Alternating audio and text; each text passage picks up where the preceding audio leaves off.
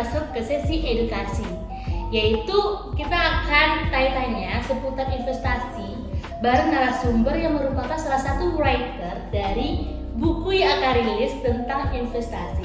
Nah, penasaran kan siapa orangnya? Yuk langsung saja kita panggilkan Zurama Lutfia. Hai Kak saya. Nah, langsung saja ya Kak, kenalin dirinya ke teman-teman. Oke, halo assalamualaikum, salam kenal teman-teman semuanya. Perkenalkan nama aku Zurama Lutfia, biasa dipanggil Soya sih. Oke, Kak Soya ya kita panggilin. Iya. Nah, jadi teman-teman langsung saja kita ngulik-ngulik seputar investasi bareng Kak Soya. Dan juga dia merupakan salah satu lulusan dari akuntansi dan juga writer buku investasi yang akan rilis beberapa bulan ke depan. Ya, coming soon. Oke, tungguin ya. Nah, langsung ya Kak, pertanyaan pertama. Oke. Sebenarnya investasi itu apa? Kalau investasi kita nggak usah bahas yang bahasanya yang kaku atau baku gitu ya, lebih Iya. secara sederhananya aja. Kalau menurut aku investasi itu secara sederhana itu lebih membeli sesuatu dengan harapan nanti ketika kita jual kembali nilainya itu lebih tinggi dari sebelumnya di masa yang akan datang.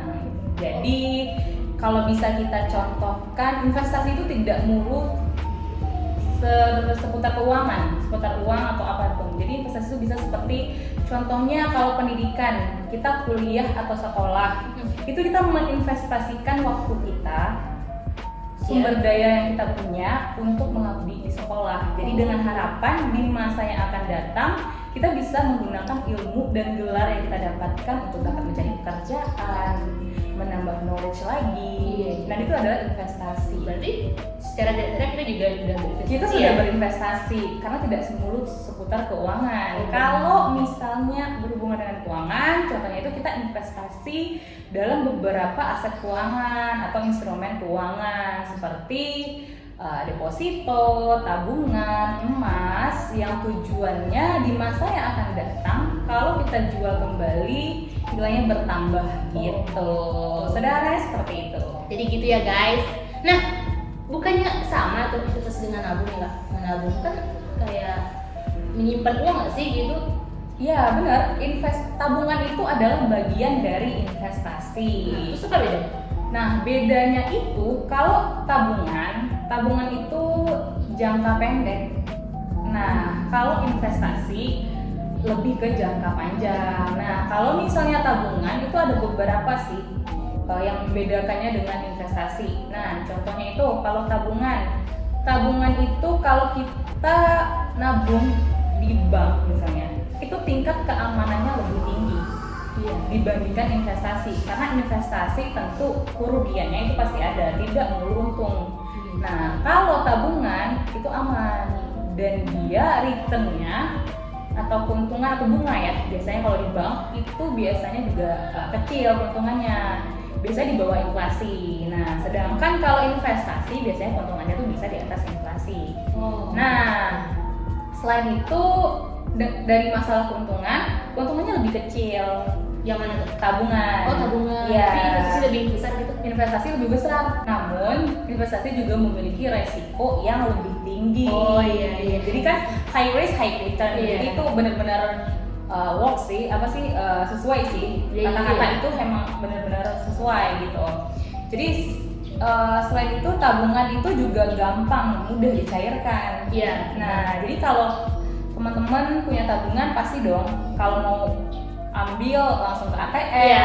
jadi gampang. Sedangkan Easy, kalau ya. kalau investasi itu untuk pencairannya atau tingkat likuiditasnya itu agak rendah. Panjang ya prosedurnya? Enggak sih? Iya, maksudnya tidak liquid gitu loh. Oh, jadi gitu. kita harus misalnya kalau deposito harus ada tenor atau jatuh temponya gitu. Jadi pas jatuh tempo baru kita bisa ambil. Atau misalnya properti kan nilainya itu bertambah tidak sebulan atau 2 bulan, bahkan bertahun-tahun baru tuh nilai properti itu mengalami kenaikan gitu. Nah, jadi gitu guys perbedaan antara investasi dan menabung. Jadi tidak sama ya. Yes. Nah, jadi investasi itu penting nggak sih Kak?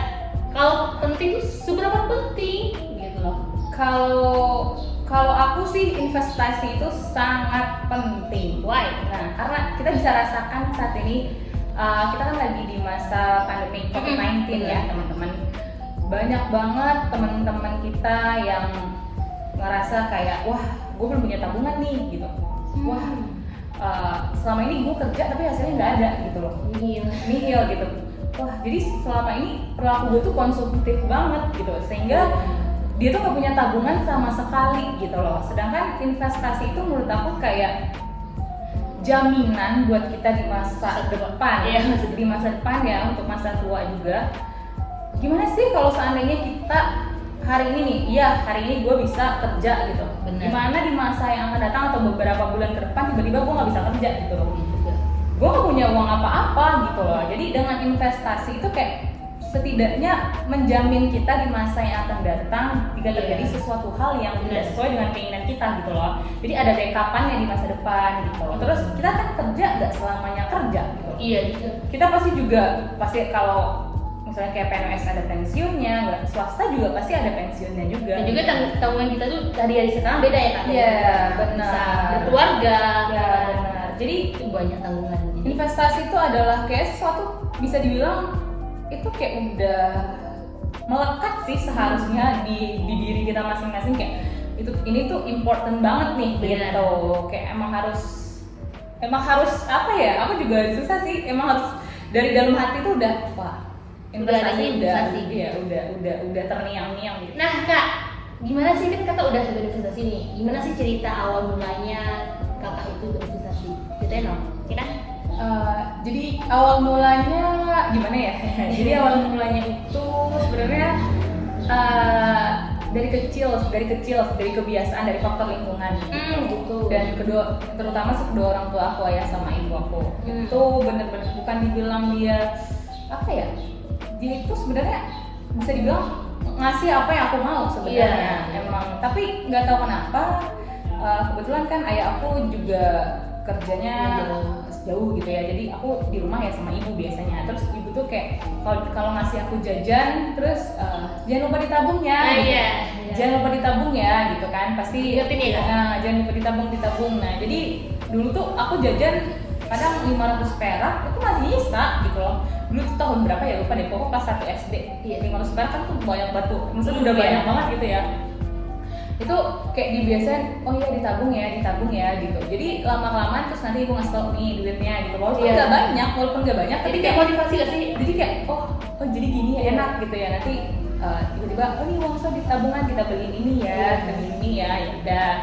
Terus lama-kelamaan ya SMP, SMA itu bener-bener udah kayak terbiasa. Awalnya tuh kayak ngapain sih ngisi-ngisiin uang gitu kan, mending dijajanin karena kita waktu itu nggak tahu. Nah terus ya udah kayak itu ditabung ya, nggak lama setelah itu ya kita beliin ke emas ya. Walaupun jumlahnya waktu itu nggak banyak, dikit, tapi seenggaknya tuh ibu tuh ngajarin tuh kayak nih kalau ada uang lebih beli emas, jangan belanja dulu, tapi nggak melarang juga, cuman kayak nih beli emas misalnya, ini ditabung uangnya di sini gitu.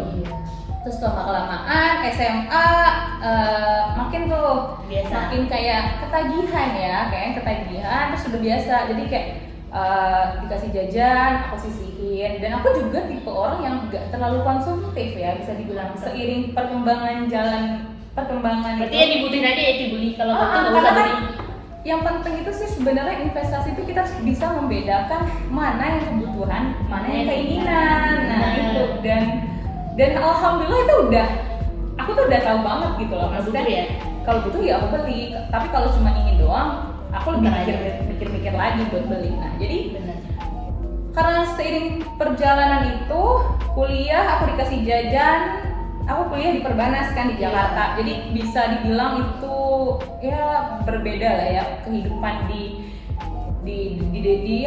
daerah sama di kota besar itu beda banget. Nah aku dikasih jajan ya adalah gitu ya, tapi tuh aku langsung aku persentasein berapa persen nih, misalnya 30, 40 gitu. 30% tuh aku tabungin, 30% nanti buat jajan, 40% kayak kebutuhan gak terduga atau apa gitu. Jadi dari awal itu aku udah manage percentage-nya berapa tuh.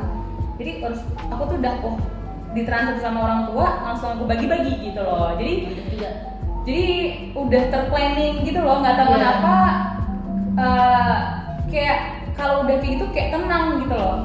Jadi dari awal tuh aku udah kayak gini, terus keinget tuh apa yang gue bilang, uangnya disisihin, dibeliin dibeli sesuatu buat investasi. Nah lama-kelamaan ya hal itu menjadi kebiasaan. Itu Dan akhirnya kebiasaan. Kak juga mencoba investasi ya.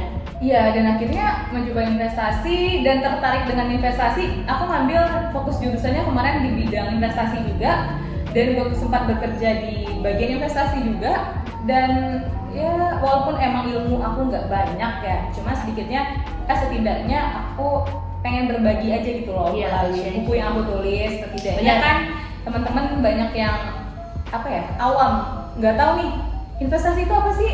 Aku tahu, tapi nggak tahu gimana caranya mulainya. Nah gitu, jadi ya seenggaknya aku bisa sharing aja sedikit ilmu ini, karena kan kalau kita nggak berbagi ke teman-teman tuh ilmunya lupa sendiri gitu, jadi gitu deh. Nah Kak, investasi itu kan bukannya banyak ya macamnya, kemana aja gitu, bisa ke emas, ke saham ya kan? Gimana sih itu Kak? Maksudnya kenapa bisa bervariasi gitu investasi? Ya, jadi investasi itu kan ada banyak instrumen investasi itu banyak. Bisa disesuaikan dengan goals kita, tujuan kita apa, modal yang kita punya berapa. Jadi ada investasi yang jangka panjang, ada investasi jangka pendek. Nah itu semuanya kalian menentukan, bisa kalian tentukan tujuan kalian apa, goalsnya apa gitu, modal yang kalian punya berapa. Berarti pertama tentuin dulu tujuannya ya. Iya, nanti kalian mau investasi, mau apa nih gitu loh. Misalnya saya investasi di emas, misalnya. Untuk 5 tahun ke depan saya pengen uang ini bisa digunakan buat modal bisnis saya misalnya gitu. Kan harus tahu goalsnya berapa aja, harga emas gimana. Pokoknya kalian harus punya knowledge di bidang investasi itu. Jangan sembarangan. Iya benar. Ikut-ikutan teman nih, jangan sembarangan. Kayak misalnya sekarang tuh banyak banget tuh di Instagram, di sosial media, dimanapun kayak, ayo buruan ikut investasi ini, investasi ini, salah satunya saham. Ayo ikut-ikutan ini, mau beli emiten apa, terus kalian dibilang oh direkomendasiin beli ini, totalnya harganya turun karena nggak seinstan itu gitu loh. Kayak berinvestasi di saham salah satunya itu nggak seinstan yang dibilang, semua tuh ada hitungannya gitu. Jadi without knowledge tuh jangan main-main gitu. Jadi bisa kena apa kayak investasi bodong apa sih? Iya banyak banget investasi bodong yang kayak menjanjikan dia bakal ngasih return atau keuntungan tuh 3-5 kali. Ini nggak mungkin dong gitu loh. Jadi kita harus hati-hati ya guys, harus hati-hati, harus lihat. Dia kan ada OJK, lihat tulisnya di OJK biasanya ada tuh semuanya yang benar-benar legal, resmi gitu. Kak, kan kayak sekarang ini gimana sih cara kakak menarik agar anak milenial nih kayak aku tertarik untuk investasi? Tapi kan kata kakak kita ini kan ingin berinvestasi, cuman nggak tahu nih gimana awalnya, gimana proses awalnya itu nggak tahu gitu loh.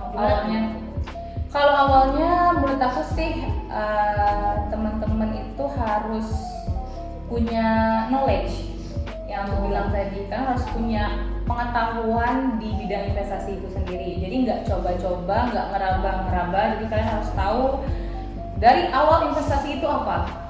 Instrumen investasi itu apa gitu loh. Jangan samakan investasi orang dengan investasi kita. Karena kebutuhan orang, tujuan orang tuh berbeda gitu. Kita nggak bisa samain atau samaratain. Ikut-ikutin dia nggak bisa. Jadi yang pertama adalah update knowledge juga tentang investasi itu sendiri. Dengan salah satu kan bisa nanti kalau seandainya buku aku bakal terbit kan bisa banget nanti cek aku post di Instagram aku @soyazr, kalian bisa tahu di situ. Dan itu bukunya aku tulis memang sentuhannya ringan. Bahasanya ringan, jadi bukan yang benar-benar mendetail gitu, cuman lebih investasi itu apa aja sih, investasi jangka panjang itu apa aja sih, apa sih yang sesuai buat yang pemula gitu. Nah, di sana ada guys pembahasannya, jadi di situ ada pembahasannya, jadi membantu, mungkin bisa membantu teman-teman juga. Jadi intinya knowledge sih, maksudnya jangan ikut-ikutan terus ya udah sih gitu, banyak-banyak belajar, jangan langsung tergiur sama keuntungan instan gitu. Iya benar. Oke, nah ini jelas ya guys. Kak, tolong kasih tips kepada kita semua gimana cara berinvestasi yang aman dan yang baik itu gimana? Oke, cara berinvestasi yang aman kalau versi aku sih ada modalnya dulu.